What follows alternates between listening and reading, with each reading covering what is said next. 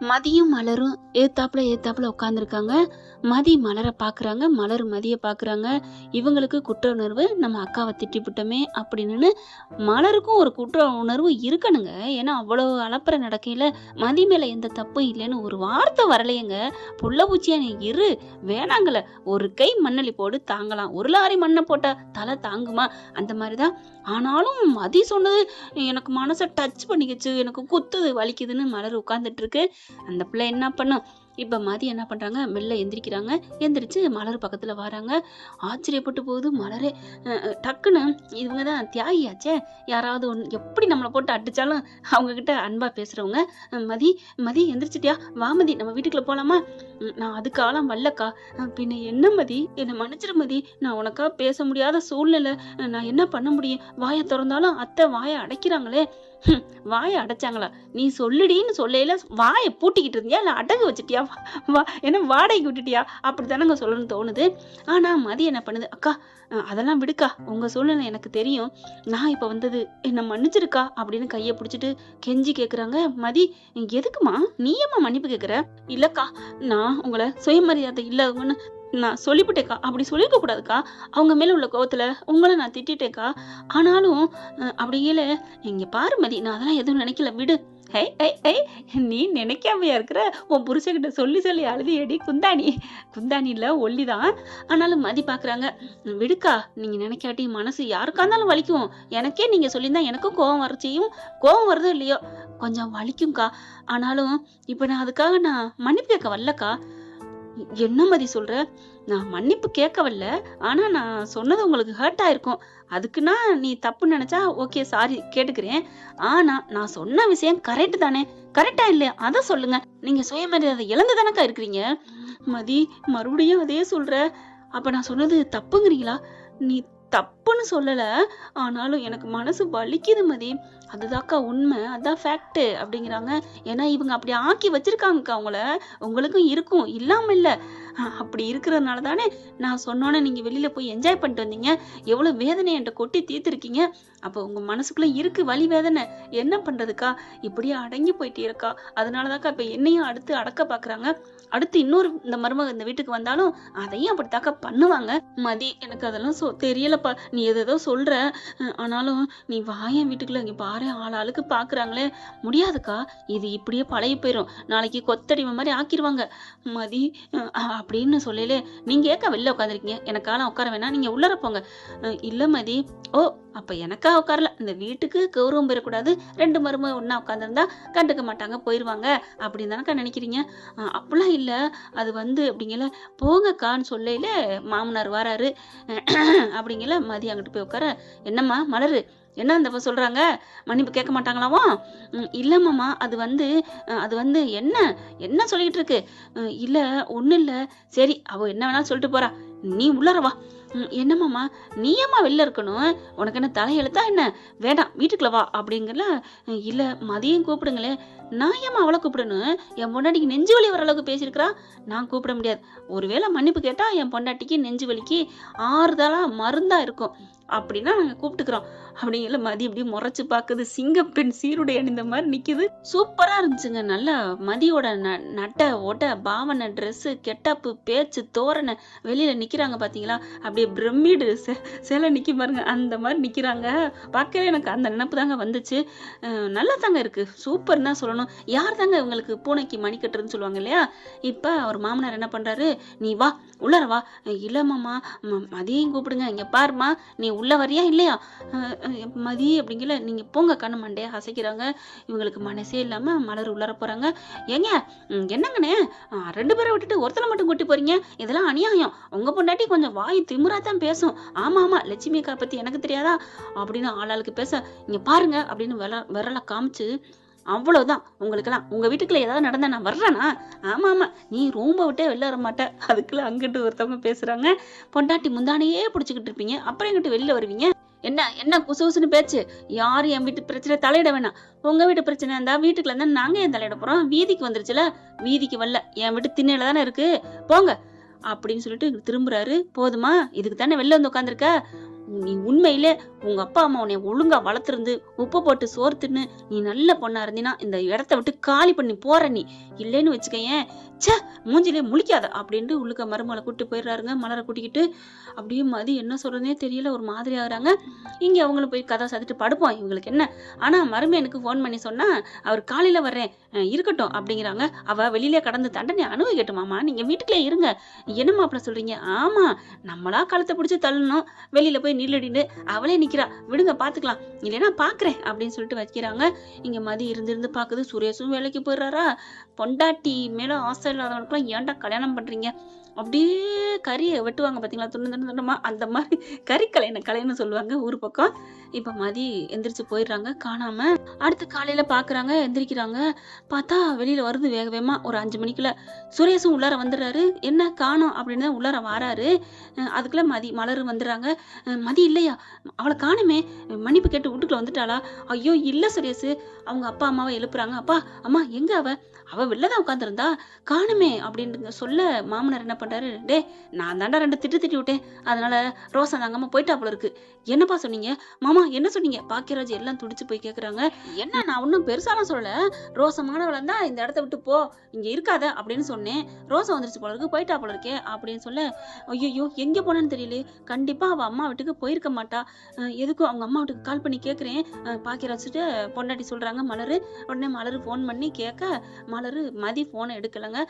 என்ன போக மாட்டேங்குதே போனு, சரி அவங்க தங்கச்சிக்கு அடிப்போம், அவங்க அப்பா அம்மா அடிப்போம்னு சொல்லிட்டு அடிக்கிறாங்க. அவங்க அப்பதான் தூங்கி எந்திரிச்சிட்டு போனை அட்டன் பண்ணிட்டு, என்னம்மா அப்படின்னு கேட்க, இல்ல ஒண்ணும் இல்ல, மலர் மதி நல்லா இருக்காளா, என்ன பண்றா, ஒன்னும் அடங்கு தானே இருக்கிறா, எந்த பிரச்சனையும் பண்ணலையே. ஆமா ஆமாப்பா, அதான் சொல்லத்துக்கு தான் அடிச்சேன் அப்படின்னு போனை வச்சுட்டு, ஐயோ மதி அங்க போகல போல இருக்கே, என்ன சொல்றீங்க? ஆமா மதி நல்லா இருக்காளா, அடங்கி இருக்காளா, நாங்க புத்திமதி சொல்லிட்டு வந்தோமே அப்படின்னு அவங்க சொல்றாங்க. என்ன பண்றது, புள்ளை அடங்காப்படாரியா பெத்தா அப்படித்தான், அதுங்க என்னமோ நல்லாத்தான் வளர்த்துருக்குதுங்க, இவதான் அடங்காம வளர்ந்துருப்பா போல இருக்கே. இந்த யாராவது தான் பிள்ளைக்கு ஒரு கஷ்டம்னா பயங்கரமா சண்டை போடுவாங்க, ஏன் இப்படி பண்றீங்கன்னு. ஆனா புள்ளையத்தானே திட்டிட்டு போறாங்க, அவங்க நல்லவங்கதான். சரிடா சுரேஷ், இப்ப என்னடா பண்றது, அவ எங்க போயிருப்பா? பாக்கியராஜ் பாக்குறாங்க, டேய் கொஞ்சம் கூட உனக்கு இதே இல்லையாடா, பாவண்டா அவ. அண்ணே நான் என்ன பண்ண முடியும், டேய் வீட்டு மருமகளை காணோம்டா, ஏதாவது ஒரு பிரச்சனைனா சும்மாவே அவ பிரச்சனை கம்ப்ளைண்ட் கொடுத்துக்கிட்டே இருப்பா, அவங்க அப்பா அம்மா விடுவாங்களா என்ன? சும்மா சண்டைக்கு ஒத்துப்போமா அட்ஜஸ்ட் பண்ணி போமான்னு சொல்லுவாங்க. ஆனா புள்ளைக்கு ஒண்ணு, புள்ளைய காணோம் வாழல அப்படின்னா எந்த அப்பா அம்மா வந்தாலும், ஏன் ஒரு புள்ள பூச்சா இருந்தாலும் அதுக்கு கொடுக்கும் முளைக்கும், என்னங்க அப்படின்னு எல்லாரும் பேச ஆரம்பிக்க பாக்குறாங்க. சுரேஷுக்கு ஒரு மாதிரி ஆகுது. அவங்க அப்பா அத்தா, ஐயோ மாப்பிள்ளைக்கு கால் பண்ணுவோம் அப்படின்னு அங்கிட்டு இங்கிட்டு போக, இங்க பாக்கியராஜ் என்ன பண்றாரு, சுரேஷ் கிட்ட தனியா கூப்பிட்டு வராங்க. இங்க பாரு சுரேஷ், நடந்தது எல்லாத்தையும் மலரு சொல்லிட்டா. என்ன அப்படிங்கிற மாதிரி சுரேஷ் பார்க்க, ஆமாடா மதி மேல எந்த தப்பும் இல்லையாண்டா, என்னன்னு சொல்ற? ஆமா அப்படின்னு நடந்ததெல்லாம் சொல்றாங்க. எடுத்து வச்சுட்டு போக முடியாது, திமிராடி அப்படி இப்படின்னு பேசுனதுனாலதான் உன் அப்பா அத்தா வளர்க்குறேன்னு ஒண்ணு வாய்க்கு வந்ததை எடுத்தோன்னு அம்மா தாண்டா பேசியிருக்காங்க. மலர் எடுத்து வைக்க போனாலே எடுத்து வைக்க கூடாதுன்னு சொல்லியிருக்காங்கடா. அதுக்கப்புறம் தான் மதிய பத்தி உனக்கு தெரியும்ல, ஏன் அப்பா நம்ம அம்மா நல்லா தான் வளர்த்துருக்காங்க, ஓன் பிள்ளைய நீ நல்லா வளர்க்கணும் அதுக்கப்புறம் சொல்லியிருக்கா. அதுவும் நீங்க வாங்கன்னு தானே பேசியிருக்கா. மரியாதை இல்லாம பேசலையா, நெஞ்சு வலியும் வரலையா. மலரு சொல்லிட்டாடாங்கல்ல, மலர் வந்துருது. ஆமா சுரேஷ், நான் சொல்றதை நம்பேன் ப்ளீஸ், மதி எந்த தப்பும் பண்ணலடா, ஏன் இப்படி பண்றாங்கன்னு தான் தெரியலையே அப்படிங்கிறாங்க. நிஜமாவா? அப்ப அம்மா தான் பொய் சொன்னாங்களா? ஆமா சுரேஷ். ஐயோ அப்படின்னு ஒரு மாதிரி ஆகுறாங்க. அதுக்கப்புறம் இது இல்ல, இது நம்ம போலீஸ்ல போய் கம்ப்ளைண்ட் பண்ணிடுமா, டே நீனே போலீஸ் இருந்தாலும் நம்ம முறைப்படி பதியணும்ல அப்படின்னு சொல்லல. இங்க சுரேஷுக்கு கால் வருது. கால் வந்தோன்னே என்னாச்சு அப்படிங்கல, சார் ஸ்டேஷனுக்கு வரீங்களா? என்ன இல்ல நம்ம எல்லைக்கு உட்பட்டு ஒரு இடத்துல அப்படிங்கல, என்னன்னு எல்லாரும் கேட்க, இல்ல இங்க ஒரு ஏரி இருக்குல்ல, அங்க ஒரு 25-30 வயசு மதிக்கத்தக்க ஒரு பொண்ணு டெட் பாடி இங்க கிடக்கு. என்ன சொல்றீங்க?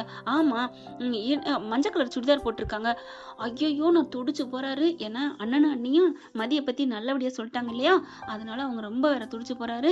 அப்பா அம்மான்னு கூப்பிட்டுட்டு வெளில வர, என்னடாச்சு என்ன இல்ல மதி மதி என்ன இந்த மாதிரி குளத்துல விழுந்து, டேய் குளத்துல விழுந்தது யாருன்னு தெரியாம நீனா ஏன்டா பறக்குற, போய் பாப்போம் அப்படின்னு பாக்கிற சொல்ல, ஐயோ ஆமாண்ணே நான் கிளம்புறேன், அப்பா நான் கிளம்புறேன், டே பொறுமையா போடா, அவளா இருக்காது வேற ஆளா இருக்கலாம் அப்படிங்கிறாங்க. ஐயோ ஒருவேளை அவளா இருந்துட்டா, மதியா இருந்துட்டான்னு மலர் துடிக்க, அதுக்கு என்ன அவனை பண்ண முடியும், அவளா திமிர் எடுத்து போனா நம்மளா போக சொன்னோம், அவ ஆத்தா வீட்டுக்கு தானே போக சொன்னோம், இல்லைன்னா மன்னிப்பு கேட்டு இருன்னு சொன்னோம், அவ இருக்கல. என்னத்த போலீஸ் கேஸ் ஆயிடுச்சு, இனிமே என்ன ஆகும், எப்படி விரட்டிங்க, இப்போ ஒரு வீடே வீதியே வேடிக்கை பார்த்துருக்காங்க. அவ்வளோ பேர் வந்தா எல்லாரும் போலீஸுக்கிட்ட கம்ப்ளீட்டா சாட்சி சொல்லிடுவாங்க பக்காவா. அவங்க அப்பா அம்மாவுக்கும் ஃபோன் பண்ணி நீங்க மிரட்டிருக்கீங்க, எல்லாமே நமக்கு எதிரா இருக்கு. ஐயோ எவிடன்ஸா என்னையும் சேர்ப்பாங்க. கோர்ட்டுக்கு போனா உங்களுக்குலாம் எத்தனை வருஷம் ஜெயில்னே தெரியாதே. களி திங்கணும், கொசு கடிக்கும், ஃபேன் இருக்காது. ஏய் மலரு, என்னடி சொல்ற? ஆமத்த ஆமா. ஐயோ டே சுரேஷ் வேகமா ஓடி வராங்க. இவர் வண்டி ஸ்டார்ட் பண்ணல. டே எப்படியாவது பாடுறா, அவளா இருக்கக்கூடாதுடா, அவளா இல்லைன்னா தேடி புடிடா, சீக்கிரம்டா, டே நீ வரையில மருமகளோட வாடா அப்படின்னு எல்லாரும் பாக்குறாங்க. சரி அவ மருமக தானே, மருமகளோட வா அப்படின்னு ஒத்த கல்லைங்க நிக்குதுங்க, பறக்குதுங்க. நம்மளும் தேடுவோமாங்க. வாக்கிங் போயிருப்பாளா, அங்கிட்டு போய் பாப்பா இங்கிட்டு போய் பாப்பான்னு எல்லாரும் ஆளாளுக்கு தேட இங்க சுரேஷ் பறந்து அடிச்சு ஓடுறாருங்க. பாக்கியராஜும் போறாங்க. 2 பேரும் அந்த ஏரிக்கு போறாங்க. எல்லாம் கும்பலா நிக்கிறாங்க. ஐயோ பாவம், சின்ன வயசு, என்ன கஷ்டமோ என்ன நஷ்டமோ அப்படின்னு சொல்லிட்டு இருக்கீங்களே, அப்படி ஓடி போயிட்டு விறுவிறுன்னு பறந்து அடிச்சு ஓடுறாருங்க. அப்படித்தான் ஒரு துடிப்பு. போயிட்டு அப்படி குப்புற கடக்கு அப்படி நிமிந்து பார்த்தா அப்பாடான்னு மூச்சு வருதுங்க. அது யாரோ ஒரு பொண்ணு, இருந்தாலும் ஒரு பொண்ணு தான், என்ன சூழ்நிலையோ. அம்மாடான்னு வர, என்னாச்சுடா பாக்கியராஜா? அதுக்கப்புறம் தாங்க லேட்டா வராரு.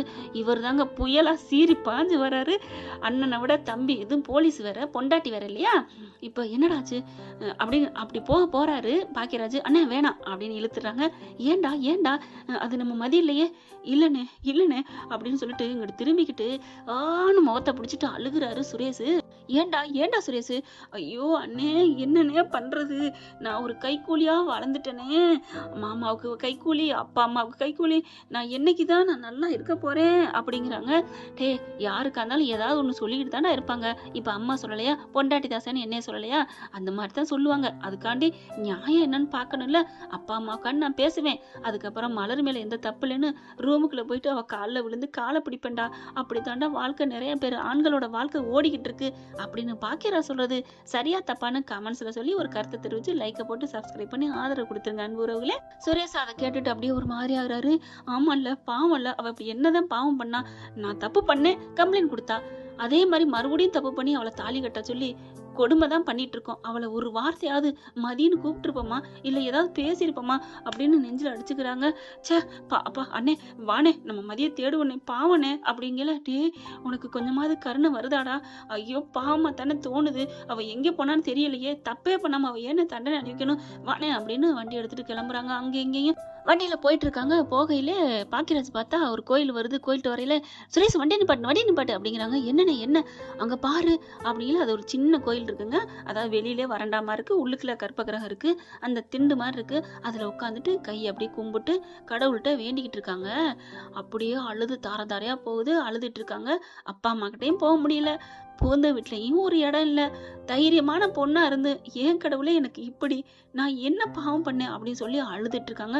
பொண்ணா பிறக்கிறது பாவமா, இல்ல துணிச்சலான பொண்ணா இருக்கிறது தப்பா, நான் என்ன தப்பு பண்ணேன், அடுத்தவங்க நோகக்கூடாது, நல்லா இருக்கணும் எல்லாரும் நினைக்கிறது என் தப்பா அப்படின்னு சொல்லிட்டு அதையே சொல்லி சொல்லி அழுக.